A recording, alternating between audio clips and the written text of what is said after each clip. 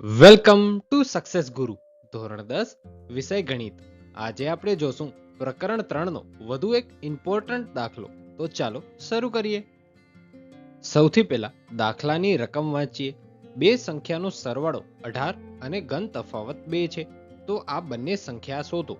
આ દાખલો જુલાઈ 2022માં બોર્ડ એક્ઝામમાં પૂછાયેલો છે, માટે ખૂબ જ ઇમ્પોર્ટન્ટ રહેશે. તો ચાલો હવે દાખલો ગણવાની શરૂઆત કરીએ. પહેલી જ લાઈનમાં આપણે કીધું છે બે સંખ્યાનો સરવાળો. આપણે પહેલી સંખ્યા ધારીએ x અને બીજી સંખ્યા ધારીએ y. એ બંનેનો સરવાળો 18 છે, માટે આપણું પહેલું સમીકરણ થશે x + y = 18. પછી આપણે કીધું છે અને ઘન તફાવત 2 છે. એનો અર્થ એમ થાય x અને y વચ્ચેનો તફાવત 2 નો છે. તો શું આપણે એને x - y = 2 એમ લખી શકીએ?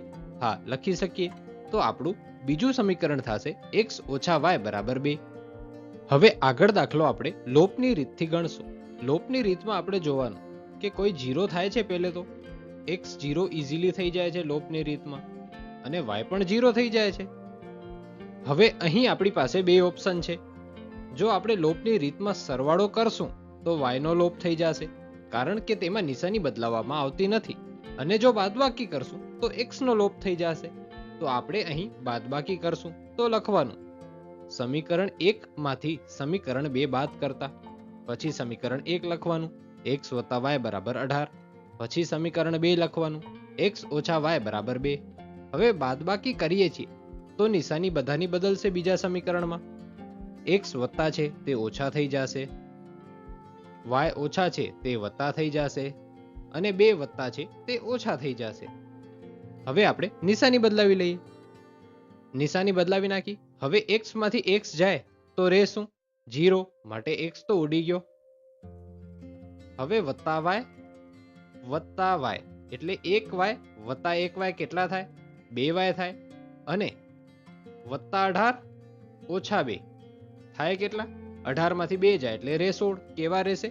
વત્તા 16, કારણ કે 18 મોટા છે અને તેની નિશાની પ્લસની છે, એટલે માટે આપણું આગળનું પદ મળશે 2y = 16.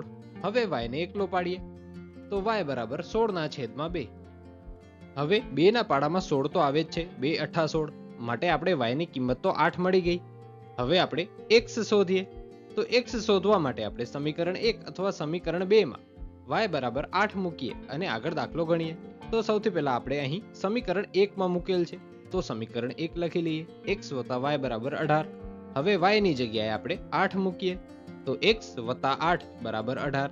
હવે +8 ને બરાબરની બીજી સાઈડ લઈ જઈએ તો તે ઓછા થઈ જશે, માટે આપણું આગળનું પદ થશે x = 18 - 8. હવે 18 માંથી 8 જાય તો રહે કેટલા? 10, માટે આપણે x મળશે 10. માટે આપણી બે અંકોની સંખ્યા થશે 10 અને 8. આજનો આ દાખલો અહીં પૂરો થાય છે. Thanks for watching. જો તમને દાખલો સમજાઈ ગયો હોય તો વિડીયોને લાઈક કરજો અને આવા જ એજ્યુકેશનલ કોન્ટેન્ટ માટે ચેનલને સબસ્ક્રાઇબ કરજો.